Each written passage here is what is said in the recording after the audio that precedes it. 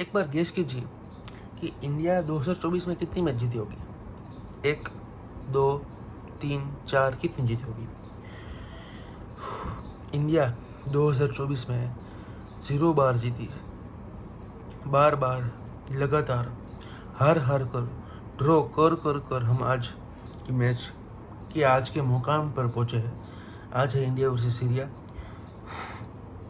हमने आखिरी बार 2023 में जीता था और ये मैच थी, ये बहुत ही मतलब कह सकते हैं कि ये मैच की स्ट्रीक है जहाँ हम 2024 में नहीं जीत पा रहे।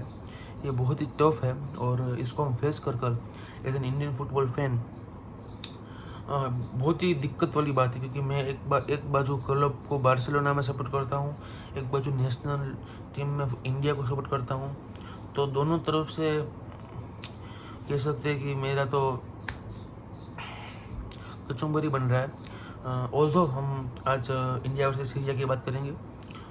इंडिया वर्सेस सीरिया आज कह सकते हैं ऐसे फाइनल है, मतलब कि इतनी इम्पोर्टेंट भी मैच नहीं है, पर हाँ अगर आपको एक स्टिंग चाहिए, अगर आपको एक स्ट्रिक चाहिए, विनिंग स्ट्रिक चाहिए, अगर आपको एक मेंटालिटी चाहिए विनिंग, अगर आपको मोनोलो मार्कोस की जो ये मेंटालिटी वाली गेम है वो ऐसे मेंटालिटी मॉन्स्टर क्यों कहलाते हैं। मोनोलो मार्कोस और हांसी फ्लिक ये दोनों की जो कोचिंग स्टाइल है वो सिमिलर है। वो क्विक ट्रांजिशन पे काम करते हैं, क्विक डिफेंसिव ट्रांजिशन, फिर काउंटर अटैक्स, वो पेस पे अपने जो प्ले विंगर्स होते हैं उनकी पेस पे डिपेंडेंट होते हैं। तो बहुत ही सिमिलर टाइप की पर्सनालिटीज़ है यहाँ पे और बहुत ही सिमिलर टाइप का फुटबॉलिंग प्ले हम यहाँ पे देखने वाले हैं दोनों की तरफ से। पर क्या मोनोलो मार्कस की ये जो कह सकते हैं कि फुटबॉलिंग आइडिया है वो इंडिया पे काम कर रही है? क्या इंडिया के प्लेयर्स जो है ये मोनोलो मार्कस की जो कह सकते हैं कि जो फुटबॉलिंग आइडियाज़ है वो अपनी जो कोचिंग एबिलिटीज़ है, क्या इंडिया के प्लेयर्स उसको अडोप्ट कर सकते हैं? हाँ और नहीं, दोनों आंसर है, क्योंकि इंडियन प्लेयर्स आर कह सकते हैं कि पेम्पर्ड।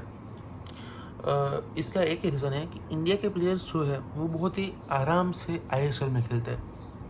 तो वो आईएसएल में छोटी छोटी टीमों के सामने खेलते हैं। कोई 2-3 बड़ी टीम होगी जैसे कि मोहन बगान है, ईस्ट बंगाल है, फिर बेंगलुरु है और मुंबई है, और कह सकते हैं 3-4 और भी बड़ी बड़ी टीम है, बाकी सब छोटी टीम है। तो आईएसएल में उनको एक बड़ा सा अच्छा सा पैकेज मिल जाता है 3-4 करोड़ रुपए का एवरी ईयर पर एनम, और वहाँ पे वो खेलते हैं और वाह मस्ती मजाक सी ज़िंदगी जीते बच्चों के साथ। सैटरडे संडे मॉल में जाते हैं और फिर मैच की ट्रेनिंग करते हैं और ऐसे। तो इस तरह की आप लाइफ में, इस तरह की फुटबॉलिंग आप करियर में आप बहुत ज़्यादा एडोप्ट नहीं कर पाओगे, क्योंकि आप एक जगह से ही कह सकते हैं कि आप स्टेबल हो।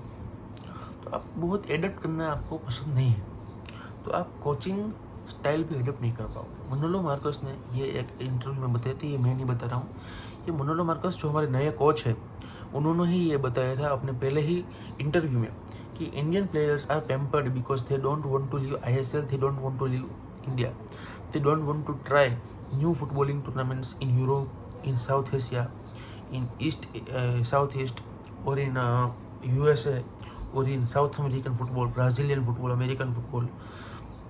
तो वो नहीं खेलना चाहते हैं क्योंकि उनको अच्छा पैकेज मिल रहा है। यहाँ पे वो इंडिया में खेल रहे हैं, खराब पीछे तो भी क्या, उनको सिर्फ 90 मिनट खेलना है, फिर अगले हफ्ते दूसरी मैच 90 मिनट, तब तक वो आराम करेंगे। उनको मस्त 4-5 करोड़ का पर एनम का पैकेज मिल रहा है, तो क्यों ऐसा करेंगे। तो ये एक मेंटालिटी है कि हमारे इंडियन प्लेयर्स के अंदर बैठ गई। अगर आप सीरिया की बात करोगे तो उनके 11-12 प्लेयर्स साउथ अमेरिकन फुटबॉल में खेल रहे हैं, यूरोपियन टीयर में खेल रहे हैं। तो क्या हम उनके सामने कम्पीट कर पाएंगे? बहुत मुश्किल है, बहुत मुश्किल है, क्योंकि वो भी मेंटालिटी गेम है।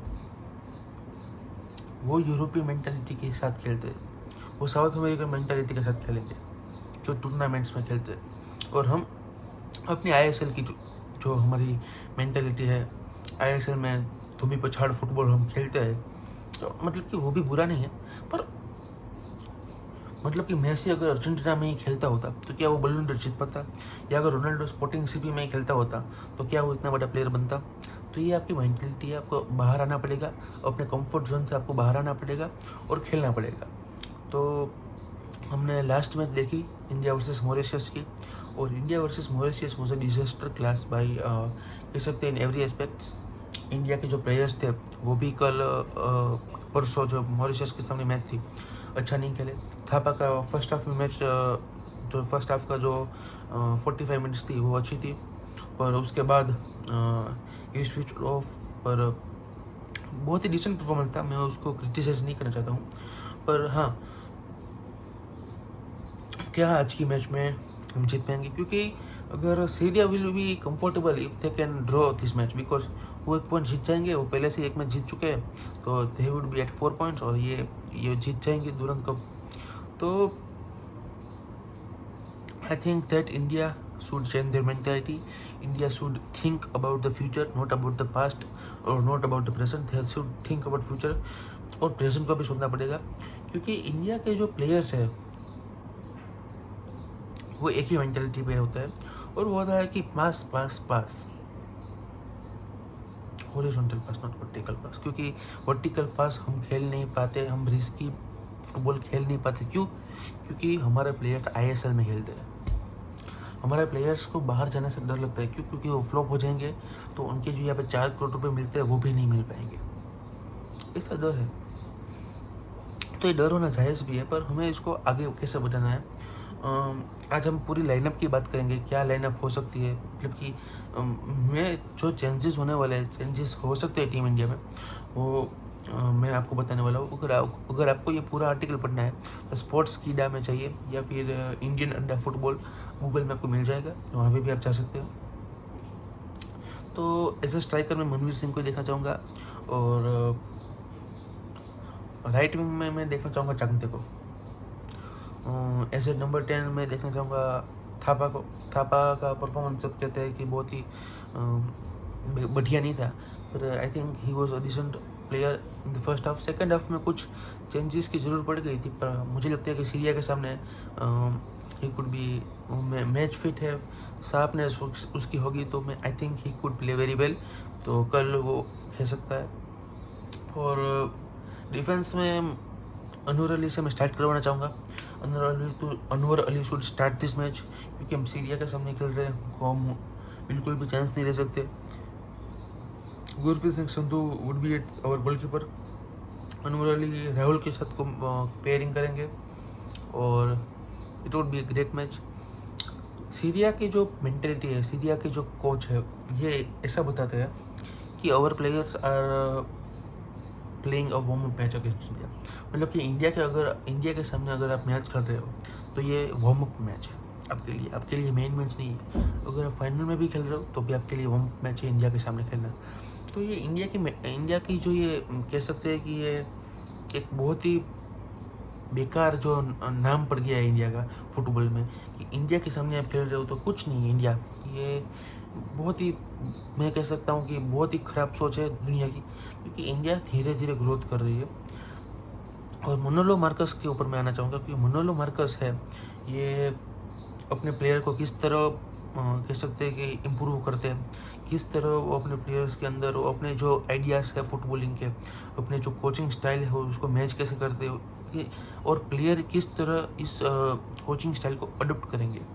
क्योंकि मॉरिशस के सामने हम बहुत ही अच्छा फुटबॉल नहीं खेले, क्योंकि हमारे प्लेयर्स पिछले 2-3 महीने से खेले नहीं थे, और जो भी 11 प्लेयर्स जो कि प्री सीजन में खेल रहे थे मोहन बगान के लिए और बाकी सब टीम के लिए, नॉर्थ ईस्ट यूनाइटेड के लिए, उनको 11 में लिया गया था। तो कह सकते हैं कि हमारे प्लेयर्स फिट नहीं थे, तो इसलिए हम हार गए, या हमें ट्रेनिंग हार गए मतलब ड्रॉ कर दिया, और हमें ट्रेनिंग कम मिली थी, 2-3 ट्रेनिंग सेशंस ही मिले थे, इसलिए हमने ख़राब परफॉर्मेंस किया। ये सब भी बातें कर रहे हैं, पर ये सब कह सकते हैं कि एक्सक्यूजेस है। एक्सक्यूजेस को हमें साइड पे रख के सीरिया के सामने अगर हम जीत जाते हैं तो ये सब एक्सक्यूजेस की ज़रूरत नहीं पड़ेगी। तो दोस्तों, आई थिंक सीरिया के सामने हमें जीतना पड़ेगा, और I think we should support team India. हमें टीम इंडिया को अपनी जी जान से सपोर्ट करना पड़ेगा, क्योंकि हम भारत देश के वासियों हैं, और भारत देश जो है ये हमें हमारी टीम को फुल्ली सपोर्ट करना है, और जिसके हिसाब से हम देश को आगे बढ़ाएंगे। अगर आपको मैच देखनी है तो आप 7:30 बजे स्पोर्ट्स 18 या फिर जियो सिनेमा में देख पाओगे। तो प्लीज़ दोस्तों, आप टीम इंडिया को सपोर्ट करना, और जिसके हिसाब से हमारे प्लेयर्स थोड़ा मोटिवेट हो और आगे अच्छा खेले। Thank you very much.